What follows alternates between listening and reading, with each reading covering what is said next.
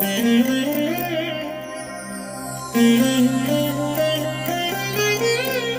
దినం పరము నుండి దిగివచ్చు మాట, ఇది నీ జీవితానికి వెలుగుల బాట, నీ ఒడిలో ఉంచబడిన దీవెనల మూట, అద్భుతాల ఆనంద ఊట. మార్చి 3 సంవత్సరమంతా మీరు బైబిల్ చదివి ముగించడానికి ఈరోజు మీరు చదవవలసిన లేఖన భాగం ఉదయం సంఖ్యాకాండము 28, 29 మరియు 30 అధ్యాయములు. సాయంత్రం మార్కు సువార్త 8వ అధ్యాయము 22 నుండి 37 వరకు. ప్రియమైన దేవుని బిడ్డలారా, ఈ ఉదయకాల సమయంలో ప్రభు యొక్క కృప మీకు సమృద్ధిగా అనుగ్రహించబడునుగాక.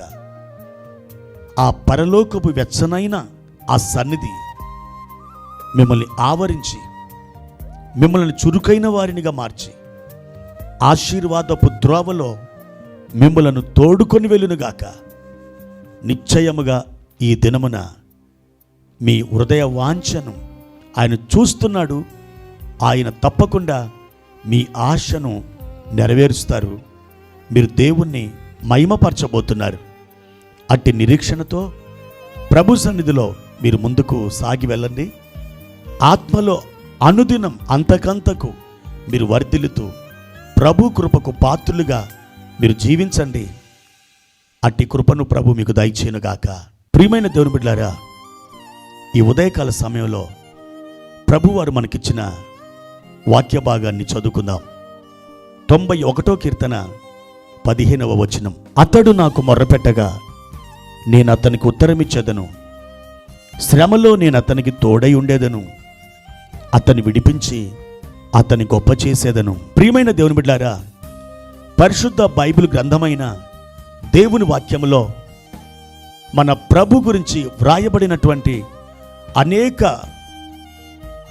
విస్తారమైనటువంటి మాటల్లో ఒక మాట ఏంటంటే, మన దేవుడు ప్రార్థన ఆలకించడమే కాదు, మన ప్రార్థనలకు ఆయన ఆశ్చర్య రీతిలో జవాబులు దయచేయువాడు.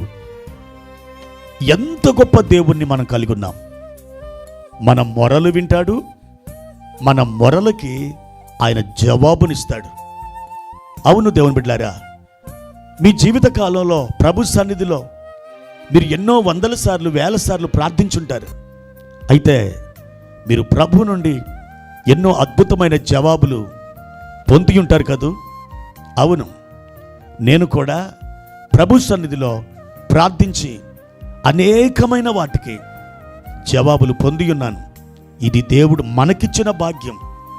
ప్రియమైన దేవుని బిడ్డలారా, నీవు మోకాళ్ళుని ప్రార్థించాలే కానీ నీ ప్రార్థన వినడానికి ఆయన తన చెవులు వంచడానికి సిద్ధంగా ఉన్నాడు. అందుకే బైబిల్లో దావీదు అంటాడు, నీ చెవియొగ్గి నా మొర ఆలకించుము.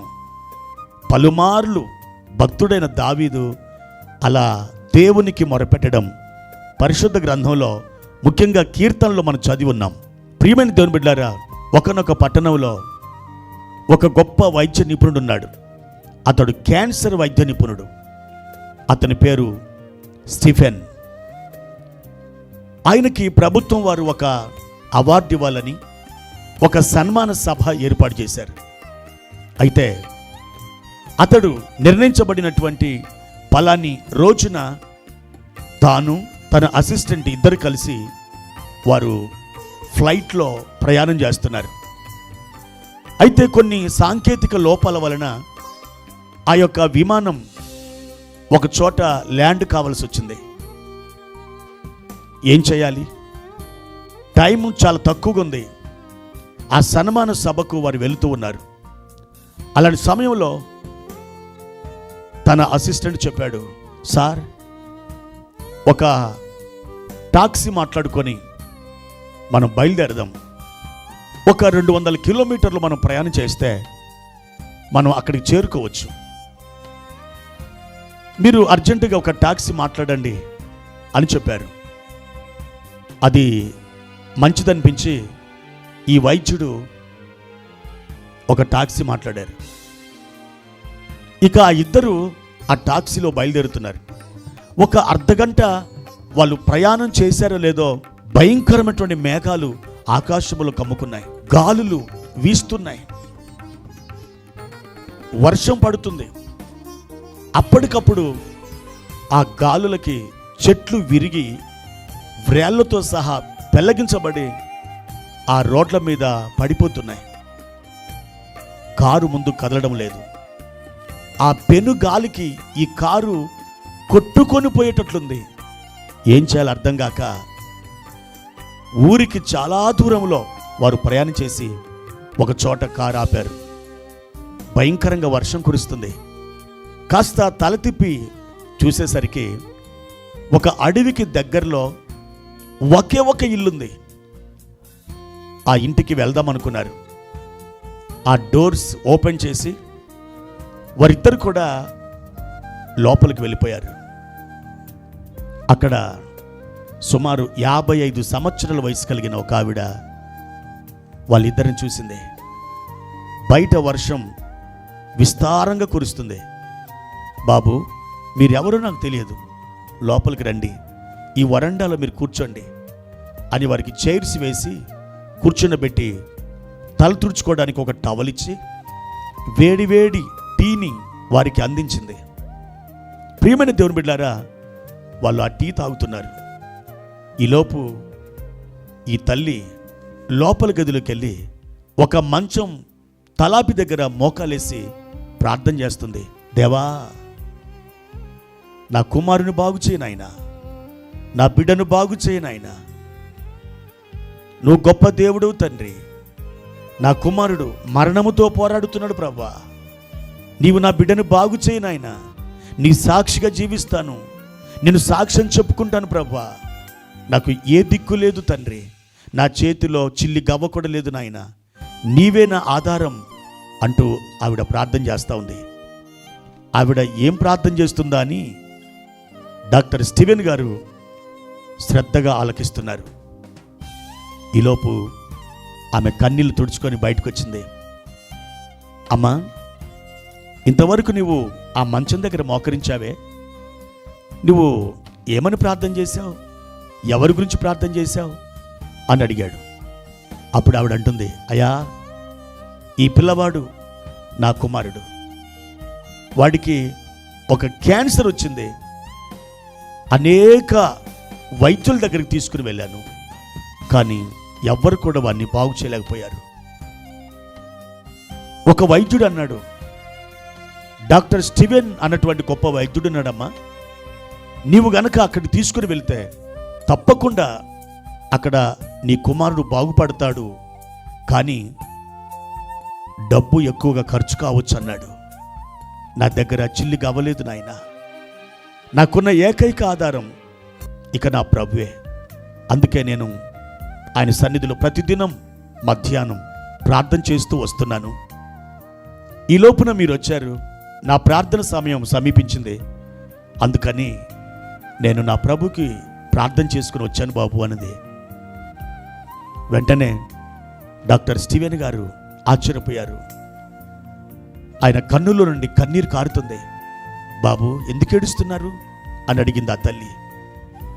అప్పుడు చెప్తున్నాడు, అమ్మా, ఈ రోజున నా ప్రయాణంలో ఇన్ని ఆటంకాలు ఎందుకు వచ్చినాయో నాకు ఇప్పుడు అర్థమైంది. నువ్వు ఎవరి గురించి అయితే ప్రార్థన చేస్తున్నావో ఆ వ్యక్తిని నేనే, డాక్టర్ స్టీవెన్ నా పేరు.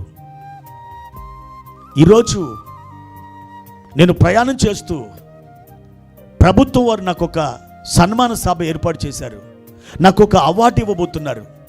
దాన్ని అందుకోవడానికి నేను ఫ్లైట్లో వెళ్తున్నాను. కొన్ని సాంకేతిక లోపాల వల్ల ఆ ఫ్లైట్ ఆగిపోవాల్సి వచ్చింది. అంతటితో మేము ఆలోచించి ఈ టాక్సీ మాట్లాడుకొని వచ్చాం. అయినా కానీ భయంకరమైన వర్షం, పెనుగాలి, ముందుకు వెళ్ళలేని పరిస్థితి, చెట్లు కూలి పడుతున్నాయి. మాకేదైనా ప్రమాదం సంభవించవచ్చునేమో అనుకుని ఇక్కడ ఆగి తల తిప్పి చూస్తే మీ ఇల్లు కనపడదే. మీ ఇంట్లోకి సరాసరి వచ్చినాం. ఏ స్టీవెన్ గారి గురించి అయితే నువ్వు ప్రార్థన చేస్తున్నావో ఆ స్టీవెన్ గారిని నేనేనమ్మా. నేను క్యాన్సర్ వైద్య నిపుణ్ణి. తల్లి, నీ ప్రార్థన దేవుడు విన్నాడు. అద్భుతంగా నన్ను నీ ఇంటికి తోడుకొని వచ్చాడు. ఈ పిల్లవాడిని నేను తీసుకుని వెళ్తాను, నేను వైద్యం చేస్తాను, నేను బాగు చేస్తాను, నాకు అవకాశం ఇవ్వు అని చెప్పాడు. ఆ తల్లి, ఆ కుమారుడు ఇద్దరు కూడా వెళ్ళారు. 3 నెలలు హాస్పిటల్లో ఉన్నారు. డాక్టర్ అద్భుతంగా వైద్యం చేశారు. అతడు పూర్తిగా స్వస్థత పొందాడు.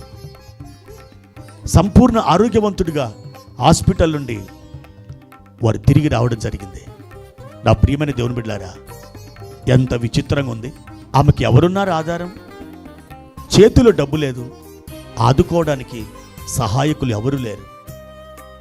అలాంటి నిరాధారమైనటువంటి ఆ విధవరాలిని దేవుడు చూశాడు. ఆమె ప్రార్థన ఆలకించాడు. ఆ వైద్య నిపుణ్ణే ఆమె ఇంటికి తోడుకొని వచ్చాడు.